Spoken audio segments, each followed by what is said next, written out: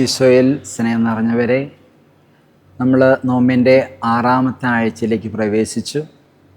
കഴിഞ്ഞ ആഴ്ച നമ്മൾ കേട്ടു, ഒരു മകള് ഈശോയുടെ അരികിൽ വന്നപ്പോൾ ആ മകളെ സുഖപ്പെടുത്തി അനുഗ്രഹിച്ച് സമാധാനത്തോട് പറഞ്ഞു വിട്ടതുപോലെ തന്നെ ഇന്നത്തെ സുവിശേഷത്തിൽ പത്രോസ്ലീഹായെ ഈശോ കണ്ട് സ്നേഹിച്ച് അനുഗ്രഹിച്ച് വിട്ടതിൻ്റെ ഒരു കഥയാണ് നമ്മൾ പറഞ്ഞു വയ്ക്കുക.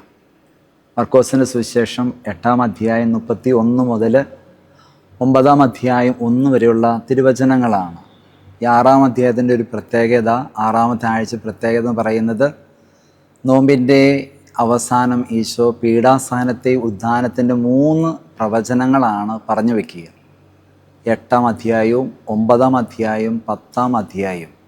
ഇതിൽ ആദ്യത്തെ പീഡാസഹനത്തിൻ്റെ പ്രവചനമാണ്. ഈശോ കൂടുതൽ സഹിക്കേണ്ടിയിരിക്കുന്നു, മരിക്കേണ്ടിയിരിക്കുന്നു, ഉദ്ധാനം ചെയ്യേണ്ടിയിരിക്കുന്നു, വലിയ കാര്യങ്ങൾ പറയുമ്പോൾ പത്രോസ്ലീഹ പറയുകയാണ്, അങ്ങനെ അരുത്, അത് ഞങ്ങൾക്ക് ഒരിക്കലും ഉൾക്കൊള്ളാൻ സാധിക്കില്ല എന്ന് പത്രോസ്ലീഹ എടുത്തു പറയുമ്പോൾ പത്രോസ്ലീഹയെ മാറ്റി നിർത്തിയിട്ട് പറയുന്നുണ്ട്, ഇത് ദൈവികമല്ല, ഇത് മാനുഷികമാണെന്നുള്ള ഒരു ചിന്ത പത്രോസ്ലീഹ കണ്ട് ബോധ്യപ്പെടുത്തുന്നുണ്ട്. ഇതിൻ്റെ ഒരു വലിയൊരു ഭാഗം നമ്മൾ നോമ്പ് ആരംഭിച്ചപ്പോൾ മത്തായിയുടെ സുവിശേഷം 4-ാം അധ്യായത്തിൽ മരുഭൂമിയിൽ തിന്മയുടെ ഒരു വശം കണ്ടപ്പോൾ അതിനില്ലാതാക്കിയിട്ടാണ് ഈശോ തൻ്റെ ദൈവമക്കളെ നോമ്പിൻ്റെ കാലത്തിലേക്ക് പിടിച്ചുവിട്ടത്. ഇതുപോലെ തന്നെ പത്രോസ്ലീഹയിൽ അല്പം കരുനീഴൽ കണ്ടു. നന്മയല്ലാത്ത മാനുഷികമായ പാപങ്ങൾ കണ്ടപ്പോൾ പത്രോസ്ലീഹയെ മാറ്റി നിർത്തിയിട്ട് പറഞ്ഞത്, നിൻ്റെ ചിന്ത ദൈവികമല്ല. നോമ്പ് കാലത്ത് നമ്മൾ മുന്നോട്ട് പോകുമ്പോൾ നമ്മളിലും ദൈവികമല്ലാത്ത മാനുഷ്യമായ ചിന്തകൾ വന്നു പോകാം. അതുകൊണ്ടാണ് പത്രോസ്ലീഹയെ പിടിച്ചുകൊണ്ട് നമുക്കൊരു മാതൃകയായിട്ട് പറയുകയാണ്, നമ്മുടെ ചെറിയ കാര്യങ്ങളിൽ നമ്മുടെ മാനുഷികമായ കാര്യങ്ങൾ മാറ്റം വരുത്തി ദൈവികതയിലേക്ക് കൊണ്ടുപോകുവാൻ ഈശോ ആഗ്രഹിക്കുന്നുണ്ട്. അതിന് വലിയൊരു ഉദാഹരണമാണ് പത്രോസ്ലീഹ തൊട്ടു മുമ്പ് തന്നെ പറയുന്നുണ്ട്.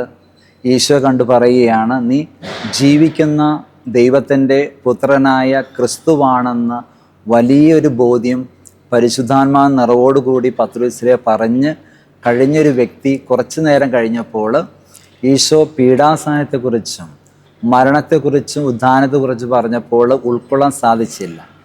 സാധാരണ മനുഷ്യൻ നമുക്കും ഉണ്ടാകാവുന്നൊരു കാര്യമാണ്.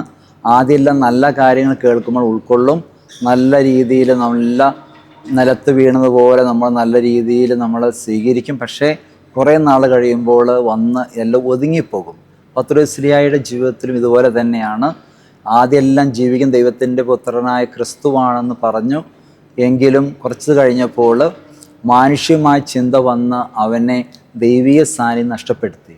എന്നാൽ ഈശോ അവനോട് പറയുകയാണ്, നീ നിൻ്റെ കുരിശുമെടുത്ത് എൻ്റെ പിന്നാലെ വരണമെന്നും നിൻ്റെ ജീവൻ ത്യജിച്ച് ദൈവം നൽകുന്ന ജീവനെ നേടിയെടുക്കണമെന്നും തന്നെ ലോകം മുഴുവൻ എന്ത് നേടിയാലും സ്വന്തം ആത്മാവ് നഷ്ടപ്പെടുത്തരുതെന്ന ഈ 2-3 കാര്യങ്ങൾ അവന് ബോധ്യപ്പെടുത്തിയപ്പോൾ പത്രോസ്ലീഹയ്ക്ക് മനസ്സിലായി, ദൈവം നൽകുന്ന വലിയ ദൗത്യങ്ങൾ നൽകാൻ വേണ്ടിയാണ് എന്നെ ഇപ്പോൾ ഉപദേശിച്ചതും എനിക്ക് നല്ലൊരു വിജയം തരുന്നത്. തൊട്ടു മുമ്പ് ഒരു ടീച്ചർ വിളിച്ചിരുന്നു.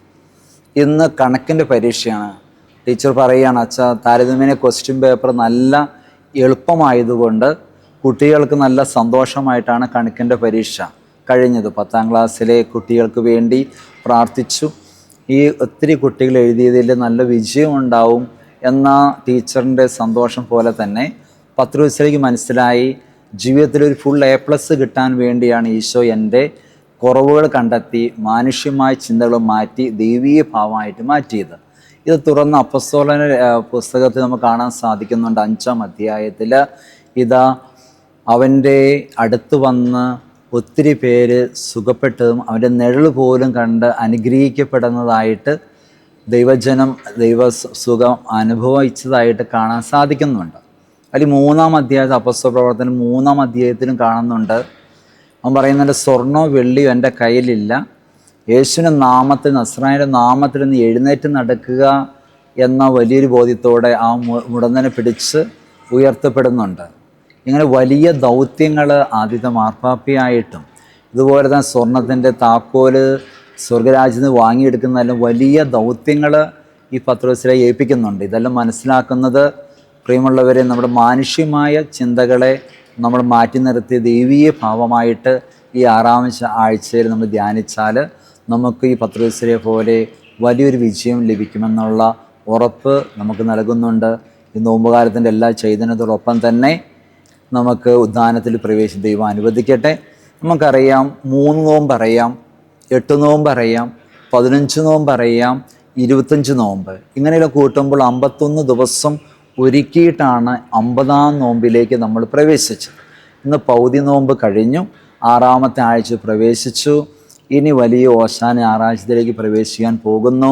പ്രിയമുള്ളവരെ, ആ ജെറുസലേം ദേവ അടുക്കും തോറും നമുക്ക് ദൈവീയ ചിന്തകൾ ഉണ്ടാകട്ടെ. നമുക്ക് ലഭിച്ചിന് ഉത്തരവാദിത്വം നിറവേറ്റാൻ കൃപ ലഭിക്കട്ടെ.